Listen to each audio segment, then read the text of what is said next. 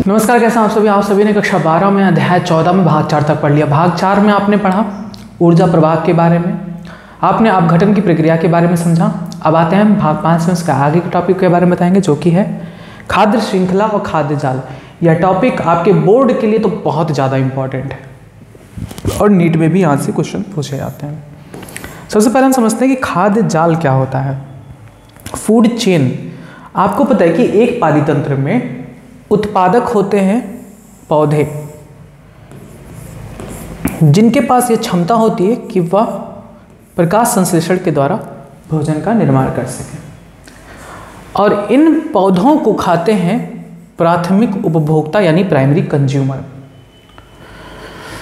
In primary consumer को खाते हैं द्वितीयक उपभोक्ता यानी सेकेंडरी कंज्यूमर।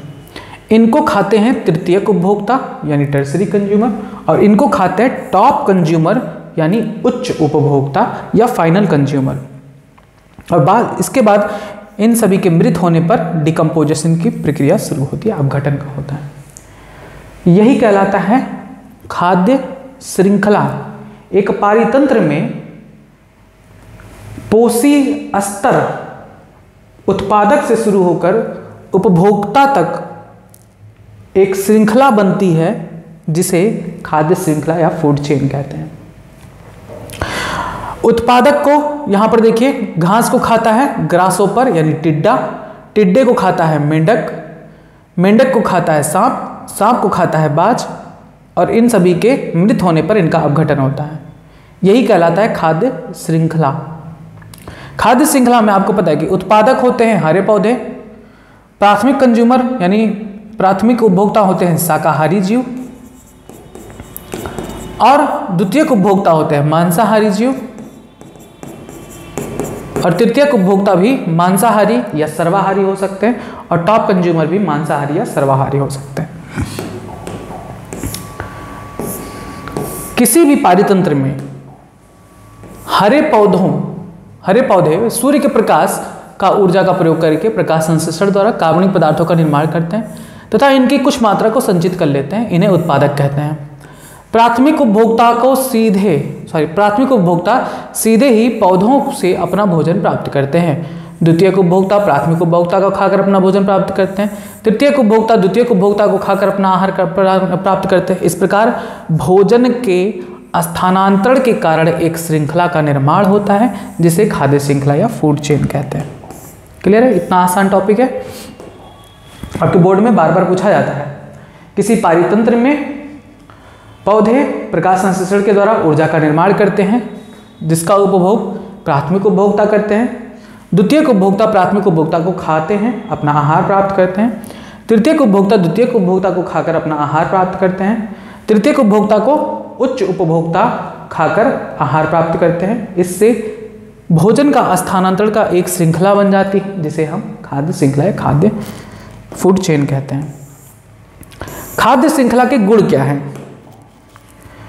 खाद्य श्रृंखला में एक जंतु दूसरे जंतु पर क्रमिक रूप से क्या होता है? निर्भर होता है। जैसे पौधे पर निर्भर है टिड्डा, टिड्डे पर निर्भर है मेंढक, मेंढक पर निर्भर है सांप, सांप पर निर्भर है बाज। तो खाद्य श्रृंखला में एक जंतु दूसरे जंतु पर क्रमिक रूप से यानी सिक्वेंशियल निर्भर होता है। इसमें जीवों का संबंध भक्षक तथा भोज्य के रूप में होता है। यहां पर ये सांप है, ये कहलाएगा भक्ष्य। किसके लिए? इनके लिए। इनके लिए नहीं कहलाएगा, इनके लिए ये क्या कहलाएंगे? भक्षक।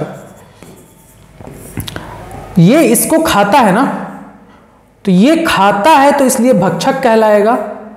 ये खाया जा रहा है इसलिए भक्ष्य कहलाएगा। इसका मतलब समझिएगा, जो यहां पर अभी भक्ष्य कहला रहा है यह भी भक्षक कहला सकता है। यह भक्षक कहलाएगा इसके संदर्भ में, क्योंकि ये इसको खाता है। तो सांप भक्षक कहलाएगा जब मेंढक को खाएगा। मेंढक सांप के लिए भक्ष्य होंगे। जो खाता है वो भक्षक और जो खाया जाता है वो भक्ष्य। क्लियर है बात?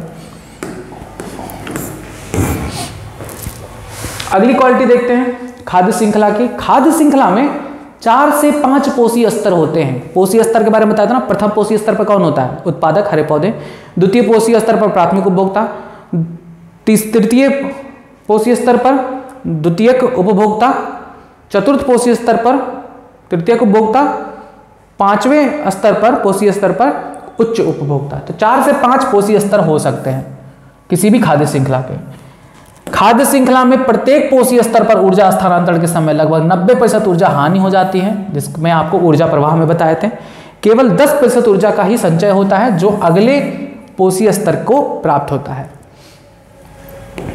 खाद्य श्रृंखला के प्रकार, ये इंपॉर्टेंट है नीट वालों के लिए। खाद्य श्रृंखला 3 प्रकार की होती है।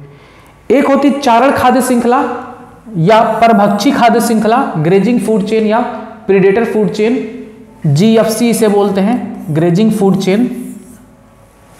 दूसरी होती है अपरद खाद्य श्रृंखला यानी डेट्रिटस फूड चेन, और तीसरी होती है परजीवी खाद्य श्रृंखला।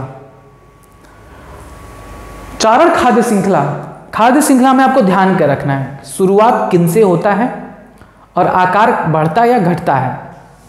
तो देखिए, चारण खाद्य श्रृंखला यानी परभक्षी खाद्य श्रृंखला ये है। परभक्षी जो होते हैं वो अपने जीवों को खाते हैं। इस प्रकार के खाद्य श्रृंखला को हम चारण खाद्य श्रृंखला या परभक्षी खाद्य श्रृंखला कहते हैं, जिनकी शुरुआत होती है पौधों से। परभक्षी खाद्य श्रृंखला हरे पेड़ पौधों से प्रारंभ होती है, छोटे जंतुओं से होते हुए बड़े जंतुओं पर खत्म होती है। जैसे जैसे हम एक पोषी स्तर से दूसरे पोषी स्तर पर जाते हैं, जीवों का आकार बढ़ता है लेकिन संख्या घटती है, क्योंकि जितनी संख्या में मेंढक होंगे उतनी संख्या में सांप नहीं होंगे, और जितनी संख्या में सांप होंगे उतनी संख्या में बाज नहीं होंगे। तो आकार बढ़ता है लेकिन संख्या घटती है। इस प्रकार की खाद्य श्रृंखला में परभक्षी अपने लक्ष्य का शिकार करता है। इसे चारण खाद्य श्रृंखला GFC कहते हैं। इस खाद्य श्रृंखला के निम्न प्रमुख गुण हैं, जैसे खाद्य श्रृंखला में ऊर्जा के प्राथमिक स्रोत के रूप में पूर्णतः सौर विकिरण पर ही निर्भर होता है पौधा। इस प्रकार की खाद्य श्रृंखला में हरे पादप जो उत्पादक होते हैं प्रथम पोषी स्तर पर आते हैं, द्वितीय पोषी स्तर पर प्राथमिक उपभोक्ता आते हैं। उत्पादक सूर्य के प्रकाश ऊर्जा का प्रयोग करके प्रकाश संश्लेषण क्रिया द्वारा कार्बनिक पदार्थों का निर्माण करता है। प्राथमिक उपभोक्ता शाकाहारी जीव होते हैं जो पोषण के लिए उत्पादकों पर निर्भर होते हैं, पौधों पर, जो कि द्वितीय पोषी स्तर कहलाते हैं। प्राथमिक उपभोक्ता द्वितीय पोषी स्तर कहलाते हैं। पोषी स्तर के बारे में पिछले वीडियो में आपको समझा दिए थे। द्वितीय उपभोक्ता जो होते हैं वो तृतीय पोषी स्तर के अंतर्गत आते हैं, जो प्राथमिक उपभोक्ताओं को मारकर खाते हैं। चूंकि ये जीव किसी अन्य जंतु को मारकर अपना भोजन प्राप्त करते हैं, अतः इन्हें मांसाहारी जीव कहते हैं। ये खाद्य श्रृंखला के तृतीय पोषण स्तर का निर्माण करते हैं। तृतीय उपभोक्ता द्वितीय उपभोक्ता को मारकर अपना भोजन प्राप्त करते हैं, उन्हें हम चतुर्थ पोषी स्तर कहते हैं। इस प्रकार की खाद्य श्रृंखला प्रायः लंबी होती है तथा अंततः अपघटकों पर जाकर खत्म हो जाती है। इस प्रकार परभक्षी खाद्य श्रृंखला में परभक्षी एक के बाद एक लक्ष्य का भक्षण करता है, अतः इस खाद्य श्रृंखला में प्रत्येक पोषी स्तर पर परभक्षी के शरीर का आकार तो बढ़ता है लेकिन उनकी संख्या घटती जाती है। ये बात समझ में आ रही है ना? आकार तो बढ़ेगा, जैसे मेंढक से बड़ा होगा सांप, सांप से बड़ा होगा बाज, लेकिन संख्या घटेगी। जितनी ज्यादा मेंढक होंगी उतना ज्यादा सांप नहीं दिखते आपको, और जितने ज्यादा सांप होंगे उतना आपको बाज नहीं दिखेगा। बाज जंगल में कितना दिखेगा? ज्यादा से ज्यादा 40-50 दिखेगा, लेकिन सांप जंगल में देखोगे तो हजारों की संख्या में। उनसे ज्यादा मेंढक हैं, कई हजार हैं, तो संख्या तो बढ़े, संख्या जैसे जैसे हम पोषी स्तर में आगे बढ़ेंगे घटेगी, लेकिन उनका आकार बढ़ता जाता है। ये चारण खाद्य श्रृंखला की विशेषता है। कुछ खाद्य श्रृंखला के उदाहरण दिए गए हैं, जैसे सीधे आप लोग को खाद्य श्रृंखला के उदाहरण भी पूछे जाते हैं बोर्ड में। खाद्य श्रृंखला के उदाहरण बताइए, तो खाद्य श्रृंखला का उदाहरण दे दीजिए। घास को खाता है बकरी, बकरी को खाता है मानव। उसके बाद घास को खाता है खरगोश, खरगोश को खाता है लोमड़ी, लोमड़ी को खाता है भेड़िया, भेड़िया को खाता है चीता। घास को खाता है कीट, कीट को खाता है मेंढक, मेंढक को खाता है सांप, सांप को खाता है बाज। यहाँ पर एक ग्रेजिंग फूड चेन का फिगर दिया गया है चारण खाद्य श्रृंखला के, जिसमें पौधों को खाता है कीट, कीट को खाता है मेंढक, मेंढक को खाता है सांप, सांप को खाता है बाज या उल्लू।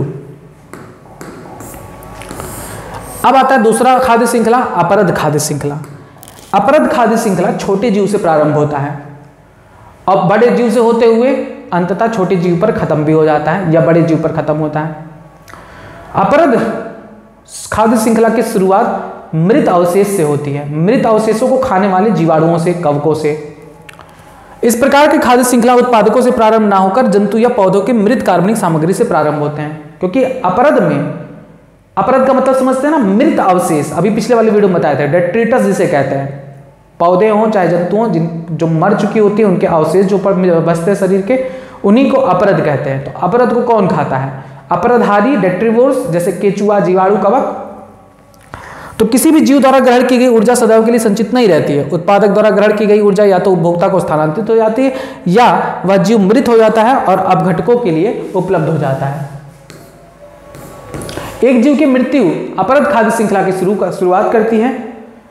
और अपरद खाद्य श्रृंखला के क्या गुण हैं देखिए। ये खाद्य श्रृंखला अपरद यानी मृत अवशेष से प्रारंभ होती है। यह भी क्वेश्चन पूछा जा सकता है, नीट में पूछा जाता है कि अपरद खाद्य श्रृंखला की शुरुआत किससे होती है? अपरद से होती है, मृत अवशेष से होती है।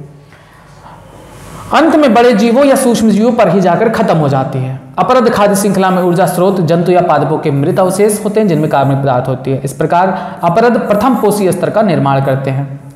तो इस तरह से भी क्वेश्चन पूछे जा सकते हैं नीट में कि अपरद खाद्य श्रृंखला में प्रथम पोषी स्तर बताइए। तो अब देखते ही कि प्रथम पोषी स्तर है, पौधा ना लगा देना, मृत अवशेष यानी अपरद। क्वेश्चन को सही तरीके से पढ़ के ही सॉल्व करिएगा। वे जीव जो अपरद का भक्षण करते हैं अपरदहारी कहलाते हैं, जैसे जीवाणु, कवक, प्रोटोजोआ। केचुआ भी इसी में आता है, अपरदहारी के रूप में केचुआ भी काम करता है। इन्हें मृत पोषी कहा जाता है, जो मरे हुए जीवों को खाते हैं।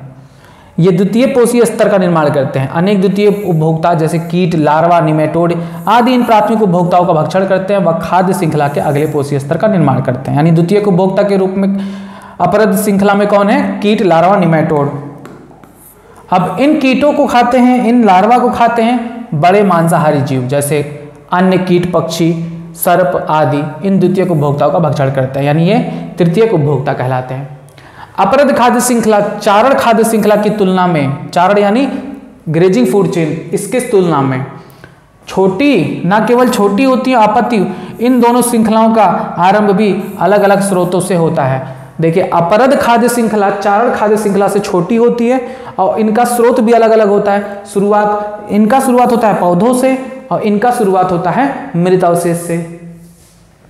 अपरद खाद्य श्रृंखला किसी भी पारितंत्र के लिए अति आवश्यक होता है क्योंकि इसके कारण ही मृत कार्बनिक पदार्थों का पोषण चक्र होता है। ये तो बताएं कि अपघटन एक मुख्य प्रक्रिया है जिसमें पोषक तत्वों का पुनः चक्रण होता रहता है। कार्बनिक पदार्थ, जैसे क्या बताया था आपको, कार्बन डाइऑक्साइड वायु से पौधा ग्रहण किया, पौधे की मृत्यु के बाद उनके सड़ने गलने से फिर कार्बन डाइऑक्साइड वातावरण में पहुंच जाता है। तो पोषण का चक्कर होता है, चक्रण होता रहता है। जैसे देखिए, डिट्रिटस है यानी मृत अवशेष है, इसको खाया केचुआ, केचुए को खाया अन्य कोई जीव, चूहा वगैरह, ठीक, इसे कहते हैं अपरद खाद्य श्रृंखला। तीसरा आता है परजीवी खाद्य श्रृंखला। अब देखिए, परजीवी खाद्य श्रृंखला है।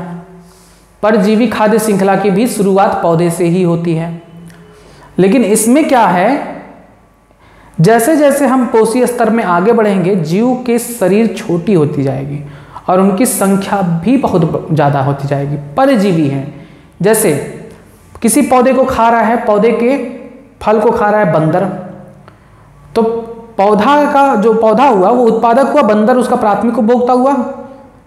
और बंदर के शरीर पर बहुत सारे जुएं पाए जाते हैं या अन्य परजीवी पाए जाते हैं, तो परजीवी की संख्या बंदर से ज्यादा होगी और उनका साइज भी छोटा होगा। इस प्रकार की खाद्य श्रृंखला को परजीवी खाद्य श्रृंखला कहते हैं। इस प्रकार की खाद्य श्रृंखला का प्रारंभ भी हरे पौधों से होता है, अर्थात उत्पादकों से होता है, परंतु यह खाद्य श्रृंखला बड़े जंतुओं से छोटे परजीवियों के ओर अग्रसित होता है। अतः इस खाद्य श्रृंखला में प्रत्येक पोषी स्तर पर जीव के शरीर का आकार कम होता जाता है, परंतु उनकी संख्या बढ़ती चली जाती है। इन दोनों बातों को आप ध्यान रखेंगे आकार और संख्या के बारे में। जैसे आपने चारण खाद्य श्रृंखला के बारे में पढ़ा, तो आपने पढ़ा कि चारण खाद्य श्रृंखला में जैसे जैसे हम एक पोषी स्तर से दूसरे पोषी स्तर की तरफ जाते हैं आकार बढ़ता है, संख्या घटती है। लेकिन इसमें उल्टा है, आकार घटता है और संख्या बढ़ती है, क्योंकि परजीवी की संख्या ज्यादा होगी। परजीवी जो सूक्ष्म जीव हैं जो रोगों को उत्पन्न करते हैं। अतः इस खाद्य श्रृंखला में प्रत्येक पोषी स्तर पर जीव के शरीर का आकार कम होता जाता है, परंतु उनकी संख्या बढ़ती चली जाती है। उदाहरण के लिए किसी वृक्ष का पारिस्थितिक तंत्र, यहाँ वृक्ष उत्पादक की तरह कार्य करता है। जैसे वृक्ष पर बंदर होते हैं, बंदर पर परजीवी पाए जाते हैं। वृक्ष पर अनेक प्राथमिक उपभोक्ता जैसे बंदर या पक्षी हो सकते हैं। इन प्राथमिक उपभोक्ताओं के शरीर पर अनेक सूक्ष्म जीव जैसे जूं आदि उपस्थित होते हैं। इस प्रकार यह एक परजीवी खाद्य श्रृंखला का उदाहरण है। उपरोक्त खाद्य श्रृंखलाओं के अध्ययन से पता चलता है कि ये खाद्य श्रृंखला जो खाद्य श्रृंखला जितनी छोटी होगी वह उतनी ही स्थिर होगी तथा खाद्य श्रृंखला के प्रत्येक स्तर पर उपभोक्ताओं की संख्या घटती जाती है परजीवी खाद्य श्रृंखला को छोड़कर, जिससे परभक्षी व भक्षी में संतुलन बना रहे हैं। अब देखिए खाद्य जाल क्या होता है। खाद्य जाल क्या होता है? पारिस्थितिक तंत्र में कोई भी जीव किसी एक स्रोत पर निर्भर नहीं होता। अगर आप कहो कि सांप केवल चूहे को खाता है तो ऐसा नहीं है। सांप खरगोश को भी खा सकता है, अन्य कीटों को भी खा सकता है, मेंढक को भी खा सकता है। कोई एक प्राणी किसी एक ही स्रोत पर डिपेंड नहीं होता। मनुष्य भी केवल दूध पी के नहीं रहता, वह अन्य भोजन भी खाता है, चावल, दाल, मांस सब कुछ खाता है। अगर केवल एक ही सोर्स पर डिपेंड रहेगा तब तो ये खतरा है, तब वो पारितंत्र स्थिर नहीं रह पाएगी, अस्थिर हो जाएगी। अगर मनुष्य सिर्फ गाय के दूध पर ही डिपेंड करे, अगर गाय की संख्या कम होगी तो क्या सभी को दूध उपलब्ध हो पाएगा? नहीं, तब इससे संख्या मनुष्य की नहीं बढ़ पाएगी। तो जैसे मानव अलग अलग स्रोत के भोजन को करता है, जैसे मांस भी खाता है, अंडा भी खाता है, मछली भी खाता है और अनाज भी खाता है, वैसे पारितंत्र में समस्त जीव अनेक प्रकार के भोजन को ग्रहण करता है। जैसे देखिए, पौधे को खाते हैं खरगोश, पौधे को खाते हैं चूहे, पौधे को खाते हैं टिड्डे। अब इस खरगोश को लोमड़ी भी खाता है, लेकिन लोमड़ी सिर्फ खरगोश को नहीं खाता, खरगोश के साथ साथ लोमड़ी चूहे को भी खा सकता है। उसी तरीके से देखिए बाज है, बाज खरगोश को भी खाता है, चूहे को भी खाता है। टिड्डा है, टिड्डे को मेंढक खाता है, पक्षियां खाती हैं।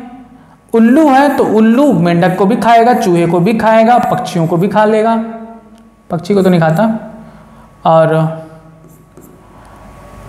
सांप है, सांप चूहे को भी खाता है, मेंढक को भी खाता है, पक्षी को भी खाता है। और बाज इनमें कई सारे लोग को खा सकते हैं। तो इससे देखिए एक जाल बन जाता है।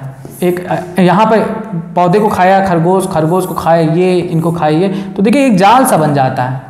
इसी जाल को खाद्य जाल कहते हैं, फूड वेब। समझ में आया खाद्य जाल क्या होता है? किसी भी पारिस्थितिक तंत्र में विभिन्न खाद्य श्रृंखलाएं पारस्परिक रूप से संबंधित होकर एक जटिल जाल जैसी संरचना का निर्माण करती हैं, जिसे खाद्य जाल कहते हैं। खाद्य जाल यह प्रदर्शित करता है कि पारितंत्र में एक उपभोक्ता एक से अधिक भोजन स्रोतों का उपभोग करते हैं। जैसे घास के पारितंत्र में बाज पक्षी कीट को भी खाता है, मेंढक को भी खाता है, गिरगिट को भी खाता है, सांप को भी खाता है। किसी एक ही पारितंत्र में एक से अधिक खाद्य श्रृंखलाएं पाई जाती हैं। जितनी अधिक खाद्य श्रृंखलाएं होंगी उतना ही जटिल खाद्य जाल होगा, और जितना जटिल खाद्य जाल होगा वो पारितंत्र उतना ही स्थिर होगा। स्थिर होने का मतलब वो कभी परिवर्तित नहीं होगा, स्थिर रहेगा। जैसे अगर हम चील को बाज को अगर ढेर सारे भोजन स्रोत मिले, खरगोश भी मिले, चूहा भी मिले, ये भी मिले, तो ये बढ़िया इसको खाना पोषण मिलता रहेगा। मान लो कभी खरगोश नहीं निकल रहे, बिल में है तो चूहे कभी निकल रहे तो चूहे को खा लिया, चूहे गायब है तो कभी खरगोश दिख गया, खरगोश को खा लिया, ये भी नहीं दिख रहे हैं, पक्षी दिखी, पक्षी को खा लिया, मेंढक को खा लिया। तो जब बहुत सारे भोजन स्रोत होते हैं तब ये सभी भरपूर अपना भोजन प्राप्त करते हैं, वह पारितंत्र स्थिर होता है। जितनी अधिक खाद्य श्रृंखलाएं होंगी उतनी ही जटिल खाद्य जाल होगा। किसी भी पारितंत्र के लिए खाद्य जाल जितना अधिक जटिल होगा, उलझा होगा, वह पारितंत्र उतना ही अधिक अस्थायी होगा। जटिल खाद्य जाल में किसी भी स्तर के उपभोक्ता के लिए एक से अधिक वैकल्पिक पथ उपस्थित होते हैं जिनसे वे अपने भोजन की प्राप्ति कर सकता है। यदि किसी कारणवश किसी एक जीव के सभी सदस्य पूर्णतः नष्ट भी हो जाते हैं, तब जो उपभोक्ता इस जीव को खाते होंगे उन पर अधिक प्रभाव नहीं पड़ेगा। जैसे मैंने क्या बताया कि मान लो कि जंगल में से खरगोश समाप्त हो गए, तो अगर फॉक्स लोमड़ी केवल खरगोश को खाता तब लोमड़ी तो बेचारा ये भी मर जाता ना इसके अब्सेंस में। तो लोमड़ी केवल खरगोश को नहीं खाता, खरगोश अगर समाप्त भी हो जाए तो भी लोमड़ी समाप्त नहीं होंगे, क्योंकि ये अन्य जीवों को भी खा सकते हैं। वही कहने का मतलब है कि किसी कारणवश किसी एक जीव के सभी सदस्य पूर्णतः नष्ट हो जाते हैं, तब जो उपभोक्ता इस जीव को खाते होंगे उन पर अधिक प्रभाव नहीं पड़ता, क्योंकि इस जीव की कमी को खाद्य जाल में कोई और जीव पूरा कर देता है। जैसे किसी घास पारितंत्र में यदि खरगोशों की संख्या कम हो जाए तो क्या उस स्थान पर सांप व बाज जीवित नहीं रहेंगे? बिल्कुल जीवित रहेंगे, क्योंकि खरगोश नहीं होंगे तो चूहे को खाएंगे। खरगोश के ना रहने पर उस स्थान पर पादपों की संख्या अधिक हो जाएगी, अर्थात अधिक फल और बीज उत्पन्न होंगे, जिससे वहां खरगोश के स्थान पर चूहों की संख्या अधिक होगी। इन चूहों को खाकर सांप और बाज अपना भोजन प्राप्त करेंगे। इसी प्रकार किसी खेत में बाज, मेंढक, सर्प व चूहों का भक्षण कर सकता है। यदि कोई एक जीव खत्म भी हो जाए तो बाज की संख्या पर विपरीत प्रभाव नहीं पड़ता। इस प्रकार खाद्य जाल किसी एक जाति के जीवों की संख्या को अधिक नहीं बढ़ने देते हैं और इसमें तीनों प्रकार की खाद्य श्रृंखलाएं संचालित होती हैं। तीनों प्रकार की खाद्य श्रृंखलाएं यानी चारण खाद्य श्रृंखलाएं, अपरत खाद्य श्रृंखलाएं, परजीवी खाद्य श्रृंखलाएं। अतः खाद्य जाल किसी भी पारितंत्र को स्थायी व संतुलित बनाए रखता है। खाद्य जाल में खाद्य ऊर्जा का स्थानांतरण का मार्ग बहुदिशीय होता है। देखिए ये भी क्वेश्चन इंपॉर्टेंट है। खाद्य श्रृंखला में ऊर्जा का प्रवाह एक दिशात्मक होता है। ये भी क्वेश्चन नीट में पूछा हुआ है, देखिए दिखाते हैं। अगर हम खाद्य श्रृंखला की बात करें तो खाद्य श्रृंखला में ऊर्जा का स्थानांतरण एक दिशात्मक होता है, सदैव एक दिशात्मक। पौधे से कीट, कीट से मेंढक, मेंढक से सांप, सांप से बाज, सदैव एक दिशात्मक। लेकिन खाद्य जाल में ऊर्जा का स्थानांतरण बहुदिशात्मक होता है।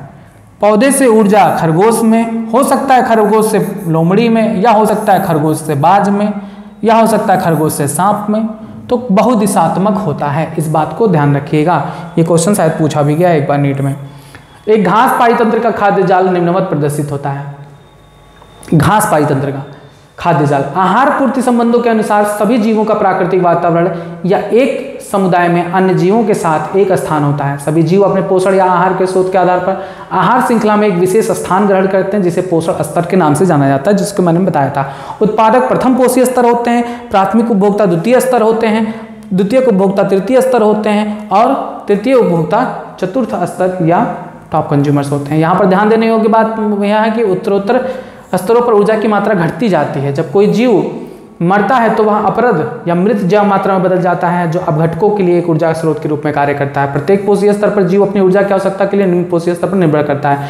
एक विशिष्ट समय पर प्रत्येक पोषीय स्तर का जीवित पदार्थ कुछ खास मात्रा में, हाँ ये बात इंपॉर्टेंट है, ये खड़ी फसल क्या होती है, स्टैंडिंग क्रॉप क्या होता है। एक निश्चित समय में, जैसे कोई खेत है, खेत में हमने चावल बो दिया है, धान, तो धान के पौधे निकल गए हैं, पूरी भरपूर निकल गया है, उसे हम स्टैंडिंग क्रॉप कहते हैं, खड़ी फसल कहते हैं, कि अभी वो उत्पादन हुआ है, मैं उसका उपभोग कर सकता हूँ। जीवित पदार्थ की मात्रा जिसे कोई उपभोक्ता उपभोग कर सके, वही खड़ी फसल कहलाता है। ये तो मैंने आपको एक फसल के रूप में आपको एक उदाहरण दे दिया। वैसे ही जीवित जीवों के बारे में कि खरगोश की मोटी ताजी खूब जनसंख्या है, तो उनके खाने के लिए बाज हैं, यानी बाज के लिए वो एक खड़ी फसल का काम करेगा। एक विशिष्ट समय पर प्रत्येक पोषीय स्तर का जीवित पदार्थ की कुछ खास मात्रा, जिसे स्थित सस्य या खड़ी फसल कहा जाता है। स्थित सस्य को जीवित जैविक की मात्रा या इकाई क्षेत्र में संख्या से मापा जाता है। एक प्रजाति की जैव मात्रा को ताजे या शुष्क भार के रूप में व्यक्त किया जाता है। यानी वो मात्रा, किसी भी जीव की वह जैव मात्रा जो किसी अन्य जीव के खाने के लिए उपलब्ध है, वह उस समय खड़ी फसल कहलाती है। बस इसके बाद आता है टॉपिक आपका पारिस्थितिक पिरामिड, जो आपको नेक्स्ट टॉपिक में बताया जाएगा। आज का टॉपिक बस इतना ही, जिसमें आपको खाद्य जाल और खाद्य श्रृंखला के बारे में बताया गया है। अब इसके बाद आता है पिरामिडों के बारे में, आपको नेक्स्ट पार्ट में बताया जाएगा। तो कुछ क्वेश्चन है इस टॉपिक से रिलेटेड, जिनके आंसर आपको कमेंट बॉक्स में देने हैं। पहला, खाद्य श्रृंखला कितने प्रकार का होता है। दूसरा, ऊर्जा का प्रवाह खाद्य श्रृंखला में कैसा होता है, एक दिशात्मक, द्विदिशात्मक या बहुदिशात्मक। दूसरा क्वेश्चन, खाद्य जाल में ऊर्जा का प्रवाह कैसा होता है, एक दिशात्मक, द्विदिशात्मक या बहुदिशात्मक। आंसर बताइएगा कमेंट बॉक्स में। नेक्स्ट क्वेश्चन, चारण खाद्य श्रृंखला की शुरुआत किससे होती है, यानी चारण खाद्य श्रृंखला में प्रथम पोषीय स्तर पर कौन सा जीव होता है। दूसरा, अपरद खाद्य श्रृंखला में प्रथम पोषीय स्तर पर कौन होता है, या अपरद खाद्य श्रृंखला की शुरुआत किससे होती है। तीसरा, परजीवी खाद्य श्रृंखला की शुरुआत किससे होती है। नेक्स्ट, किस खाद्य श्रृंखला में एक पोषीय स्तर से दूसरे से तीसरे से चौथे पोषीय स्तर पर आने पर उस जीव का आकार बढ़ता है और संख्या कम होती जाती है। बताइए किस खाद्य श्रृंखला में ऐसा होता है। दूसरा क्वेश्चन, किस खाद्य श्रृंखला में एक पोषी स्तर से दूसरे पोषी स्तर पर, दूसरे से तीसरे पोषी स्तर पर जाने पर आकार घटता है, संख्या बढ़ती है। बस इतने क्वेश्चन हैं जिनके आंसर आपको कमेंट बॉक्स में देने हैं। आगे जो भी टॉपिक होगा वो आपको जल्दी प्रोवाइड कराया जाएगा। तब तक आप जुड़े रहिए यूट्यूब चैनल बायोलॉजी के साथ। धन्यवाद।